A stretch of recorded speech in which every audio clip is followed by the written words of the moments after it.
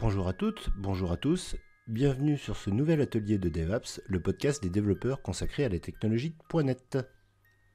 Aujourd'hui dans cet atelier, nous allons voir comment optimiser le chargement de notre application Angular grâce au lazy loading. Alors imaginons une application dans laquelle nous ayons plusieurs sections, une page d'accueil dans laquelle on a un lien vers l'ensemble des produits de notre société, vers la compta, vers la DRH, et également une partie administration. Donc vous voyez bien que suivant la nature des utilisateurs de notre application, ils vont naviguer de façon différente au sein de celle-ci. Donc il y en a qui ne vont jamais aller dans la partie administration parce que d'abord ils n'ont pas le droit. Et puis de la même façon, il y en a qui seront intéressés que aux produits, que à la compta ou que à la partie DRH. Donc l'idée derrière le lazy loading, ça va être de ne charger que ce qui intéresse l'utilisateur au fur et à mesure qu'il va naviguer au sein du site. C'est-à-dire que la première fois qu'il va naviguer sur le site, il n'aura que la partie accueil qui sera chargée. Et puis s'il clique sur un lien DRH, à ce moment-là, il y aura cette section DRH qui sera chargée. Pour pouvoir effectuer ce lazy loading, la première chose à faire va être d'organiser notre application en modules, de la décomposer en modules. Donc on va avoir l'app module qui est le module principal de notre application, et puis pour chaque section que l'on veut charger dynamiquement, on va créer un module correspondant. Donc on va avoir un product module, un compta module, et un DRH module et un admin module. Ensuite, pour chaque module, on va rajouter un composant qui sera le shell du composant, c'est-à-dire ce qui va organiser la navigation au sein de notre composant. Donc voyons maintenant comment ça se passe au niveau de l'organisation de notre application. Donc vous voyez que dans mon application, j'ai créé un dossier pour chaque module. Donc j'ai bien un dossier pour le module admin, compta, DRH et product. J'ai donc un premier composant qui est véritablement le container de l'ensemble de mon application, dans lequel j'ai juste j'ai un routeur outlet qui est déclaré. Je l'ai encadré avec un header du site, footer du site pour voir ce que ça donne visuellement d'une façon très concrète au niveau de l'application.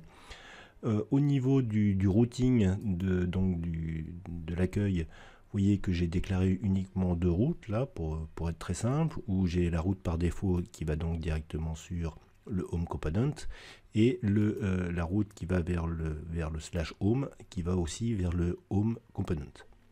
Pour la partie administration, j'ai donc la même chose qui a été faite, c'est-à-dire que j'ai à l'intérieur de mon module le shell de mon module qui a été déclaré, dans lequel j'ai aussi un routeur outlet. Vous voyez que je l'ai aussi encadré par un header admin et un footer admin. Et j'ai déclaré l'ensemble des routes. Alors, je vais effacer tout ça. Voilà, l'ensemble des routes pour ce module-là. Vous voyez que je lui indique, par exemple, que pour le /tags, j'ai le tag manager qui est affiché. Comme ce module sera un enfant du module racine de notre application, et qu'au niveau des routings, on va lui dire que ce module doit être dans le routing /admin. Vous voyez que ici, l'ensemble des différentes routes qui sont déclarées sont sous la route /admin. Donc on va devoir déclarer les routes concernant l'administration de notre site. Pour cela, on va le déclarer dans la partie routing de notre module principal.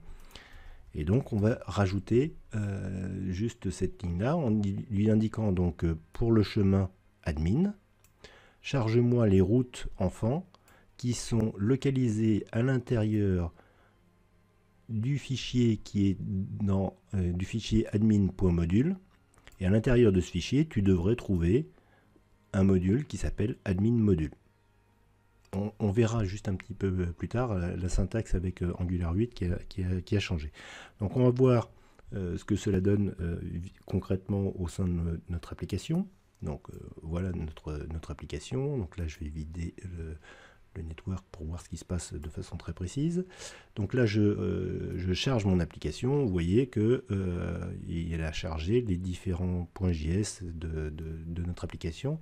Pour l'instant on n'est pas rentré dans la partie administration. La partie administration n'a toujours pas été chargée en mémoire. Si on regarde les sources de l'application qui sont chargés ici c'est par Edge, pardon.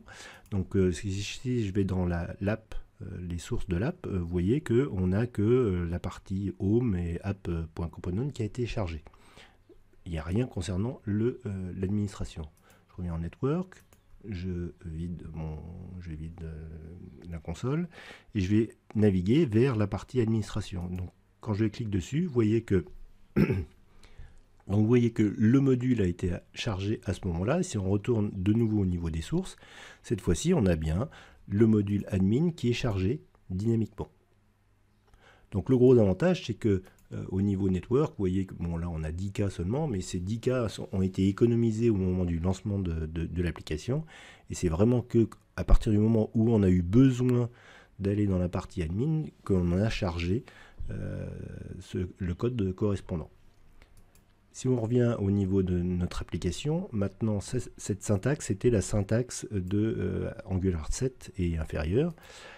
Donc vous voyez que la méthode loadChildren attend un string. Alors le problème de cette syntaxe, c'est que comme c'est un string, c'est qu'à l'exécution que l'on saura si ça fonctionne bien ou si ça fonctionne pas bien, et on ne peut pas bénéficier de l'IntelliSense. Avec Angular 8, qui est tout nouveau au moment où on enregistre ce podcast, avec Angular 8, on peut utiliser la fonctionnalité de chargement dynamique des modules disponibles avec Manspring. Et donc cette fois-ci, la syntaxe, elle est légèrement différente. On va faire appel à une méthode qui va nous faire un import dynamique de notre module. Donc là, au niveau de l'import, il faut lui indiquer où il se trouve. Et une fois que l'on a chargé ce module, on va lui dire que l'on veut retourner le admin module. Et vous voyez que on a le droit à l'IntelliSense au sein de Visual Studio Code. Vous voyez maintenant comment charger dynamiquement des modules au sein de votre application Angular, ce qui permettra d'alléger peut-être le chargement initial de votre application. À vous de voir si c'est intéressant ou si ça ne l'est pas. Voilà, c'est tout pour aujourd'hui. Merci, au revoir.